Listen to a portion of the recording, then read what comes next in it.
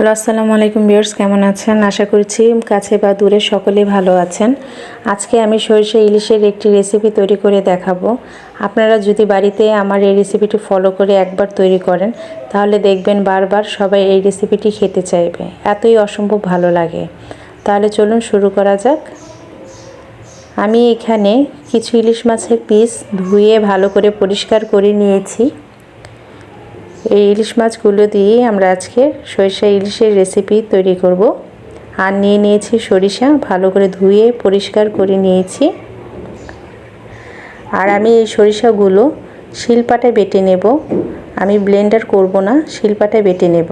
শিলপাটায় বেটে নিলে আমার কাছে বেশি ভালো লাগে। তাহলে চলুন শুরু করা যাক। চুলায় আমি একটি কড়াইতে সরিষার তেল দিয়ে দিয়েছি অল্প কিছু পরিমাণে পেঁয়াজ কুচি দিয়ে এখন আমরা ভালো করে নাড়াচাড়া করে নেব।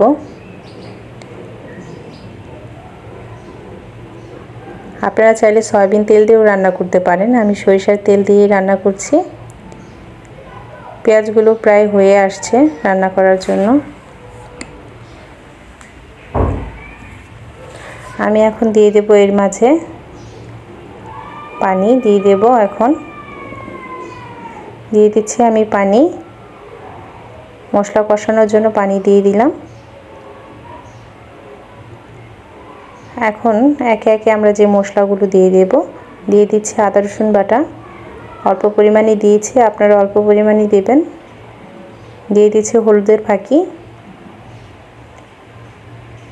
দিয়ে দিচ্ছি মরিচের ফাঁকি। আপনারা আপনাদের ঝাল যেই পরিমাণে খান সেই অনুযায়ী দিয়ে দেবেন। দিয়ে দিচ্ছি এখন লবণ দিয়ে দেব। এখন দিয়ে দিলাম লবণ, আর একটু দেব কিছু পরিমাণে। দিয়ে এখন আমি ভালো করে মিক্স করে নেব। ভালো করে মিক্স করে নিচ্ছি। আর এর মাঝে এখন আমরা দিয়ে দেব ইলিশ মাছগুলো। এখন আমি দিয়ে দেব কষানোর জন্য। একে একে আমি মাছগুলো দিয়ে দিচ্ছি। মাছগুলো আমি কষিয়ে নিচ্ছি। আপনারা যদি কষানোর থেকে যদি ভাজা খেতে পছন্দ করেন তাহলে হালকা ভাজা দিয়ে রান্নাটা করে নেবেন, হালকা ভাজা দিয়ে নেবেন। আমি এখানে মাছগুলো কষিয়ে নিচ্ছি, কষিয়ে নিলে সবচেয়ে বেশি ভালো লাগে খেতে। এখন আমি ঢাকনা দিয়ে ঢেকে দিচ্ছি। কিছুক্ষণ পরে আসলাম, দেখুন মাছগুলো প্রায় আমার কষানো হয়ে গেছে। আমি মাছগুলো এখন একে একে উঠিয়ে ফেলবো।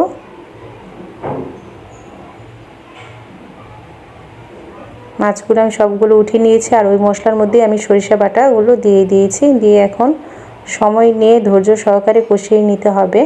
মশলা যত কষিয়ে নেবেন খেতে তরকারি মাছ মাংস যেটাই বলেন না কেন খেতে খুব সুস্বাদু হয়। আমি সরিষাগুলো সময় নিয়ে কষিয়ে নিচ্ছি। আর আপনাদের যদি আমার এই রেসিপিটি ভালো লাগে তাহলে প্লিজ লাইক কমেন্ট শেয়ার ও সাবস্ক্রাইব করে আমার চ্যানেলটির পাশে থাকবেন। আর বাড়িতে অবশ্যই ট্রাই করবেন, খেতে অসম্ভব মজাদার হয় এই সরিষার ইলিশ। দেখুন চারি সাইডে তেল ছেড়ে দিয়েছে, কষানো প্রায় আমার হয়ে গেছে। ভালো করে নাড়াচাড়া করে নিলাম। এখন দিয়ে দিচ্ছি পানি। পানি দিয়ে ভালো করে নাড়াচাড়া করে নিচ্ছি। এখন দিয়ে দেব এর মাঝে আমি যে মাছগুলো কষিয়ে নিয়েছিলাম সবগুলো এখন দিয়ে দিচ্ছি।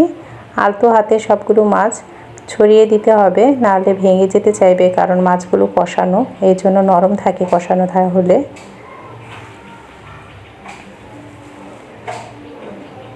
চারিদিকে ছড়িয়ে দিয়েছি। এখন আমি এর মাঝে দিয়ে দিচ্ছি 4-5টা কাঁচামরিচ দিয়ে দিলাম।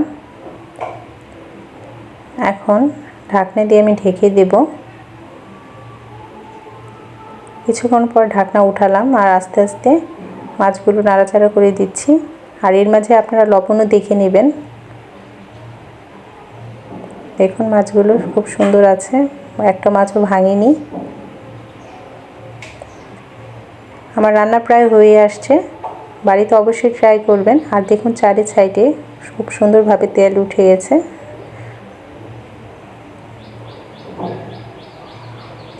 আমার রান্না প্রায় হয়ে গেছে, কিছুক্ষণের মধ্যে আমি পরিবেশন করব। হয়ে গেছে, প্রায় নামিয়ে ফেলবো কিছুক্ষণের মধ্যেই আমি। দেখুন পরিবেশন করা হয়ে গেছে, কত সুন্দর লাগছে, খেতেও আলহামদুলিল্লাহ খুব ভালো হয়েছে। আমার বাড়িতে সবাই খুব পছন্দ করে এই সরিষার ইলিশ। আপনারাও বাড়িতে তৈরি করে দেখবেন, খেতে খুবই ভালো লাগে। আর আমার রেসিপিটি যদি ভালো লাগে প্লিজ লাইক কমেন্ট শেয়ার করে সাবস্ক্রাইব করে আমার চ্যানেলটির পাশে থাকবেন। আজকে এই পর্যন্ত, আসসালামু আলাইকুম।